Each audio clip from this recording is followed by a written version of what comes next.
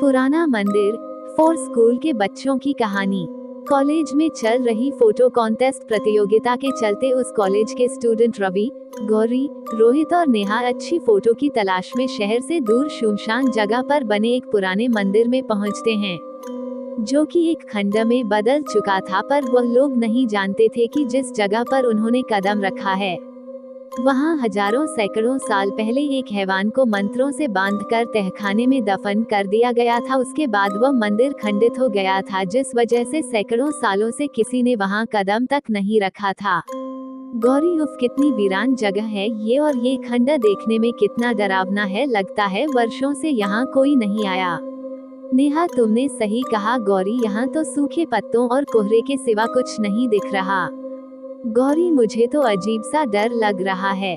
रवि हंसते हुए कहता है, तुम लड़कियों की यही प्रॉब्लम है, हर जगह डरने लगती हो, ऐसी जगह पर ही तो एडवेंचर आता है।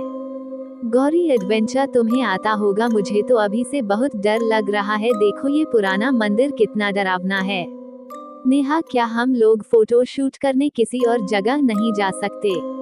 रोहित, तुम्हें अंदर नहीं जाना है तो तुम बाहर इंतजार करो, नहीं तो अपना मुंह बंद रखो। रवि, चलो चलो सब अपने कैमरा और फोन निकालो, अब हम मंदिर के अंदर जा रहे हैं। जैसे ही उन लोगों ने मंदिर के अंदर कदम रखा है, चमगादड़ का एक झुंड आवाज करता हुआ उनके सिर के ऊपर से गुजर गया। लड़कियां डर गई, उनकी चीख निकलने लगी। रोहित हंसते हुए, तुम लोग तो चमगादड़ से भी डर गई। रवि, सब लोग जरा संभल कर आगे बढ़ना, कोहरा मंदिर के अंदर भी हो रहा है, कहीं किसी के चोट ना लग जाए। नेहा, ये खंड अंदर से कितना अजीब है, सारे रास्ते एक जैसे लग रहे हैं, जैसे कोई भूल भुलैया हो। खंड में बनी प्राचीन मूर्तियों की फोटो खींचते हुए धीरे धीरे वह लोग आगे बढ़ रहे थे कि तभी रवि, सब लोग इधर आओ, इस पत्थर पर कोई मैसेज लिखा हुआ है।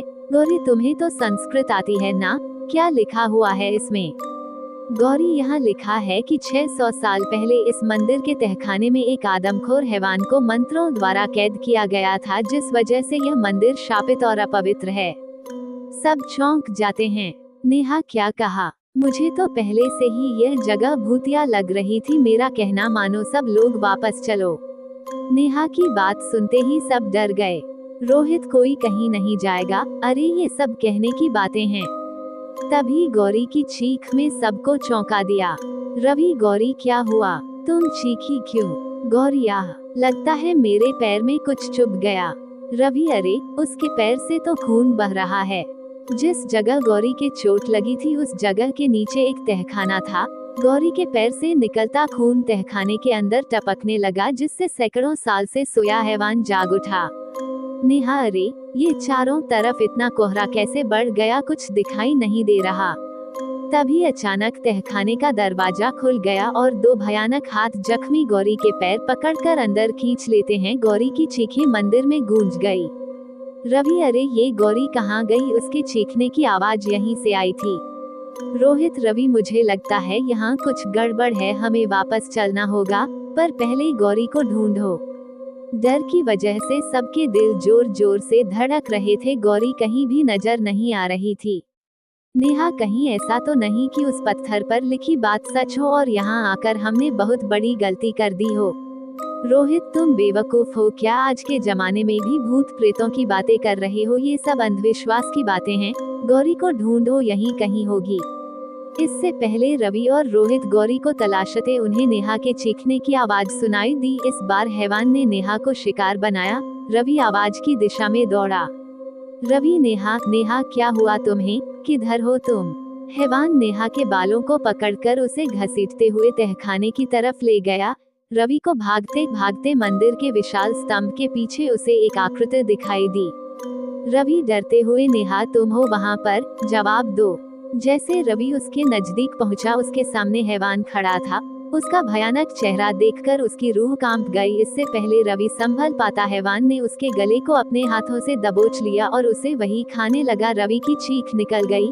रवि की चीख सुनकर रोहित, ओ नहीं, ये तो रवि की चीज थी। आखिर क्या हो रहा है, बाहर जाने का रास्ता भी नजर नहीं आ रहा है, सारे दरवाजे एक जैसे ही नजर आ रहे हैं।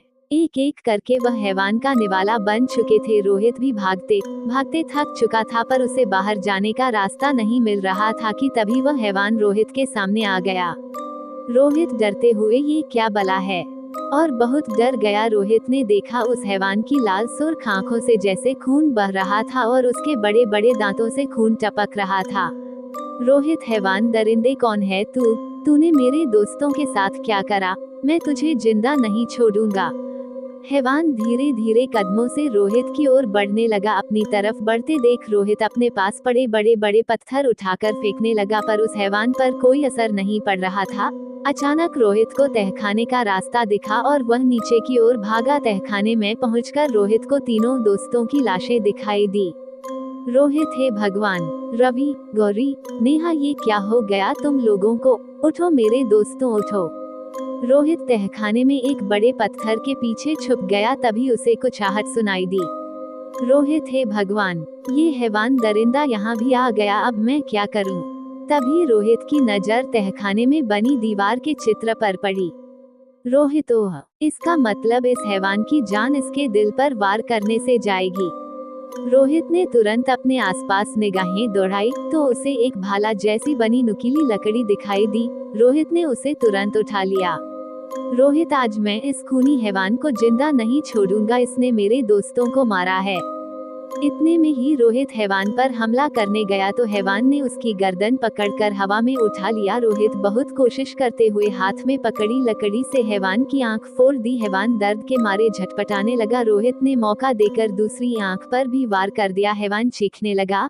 हैवान के चीखने से मंदिर की दीवारें हिलने लगी। इससे पहले रोहित हैवान के दिल पर वार करता है, हैवान ने रोहित का हाथ पकड़कर उसका हाथ तोड़ दिया, पर रोहित ने हिम्मत नहीं हारी। उसने लकड़ी दूसरे हाथ में पकड़ ली और पूरी ताकत से हैवान के सीने पर वार किया कर दिया। रोहित, ये ले शैतान, अब मर! हैवान की खौफनाक चीख से पुराने मंदिर का कोना कोना कांप उठा।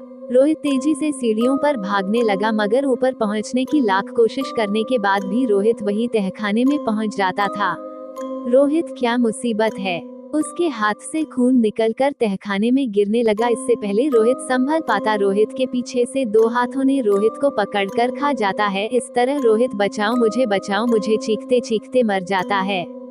आखिरकार रोहित भी हैवान का निवाला बन गया और उस मंदिर में पहले जैसा सन्नाटा बसर गया। यदि ये कहानी आपको पसंद आई हो तो अपने दोस्तों और अन्य लोगों के साथ शेयर जरूर करिएगा।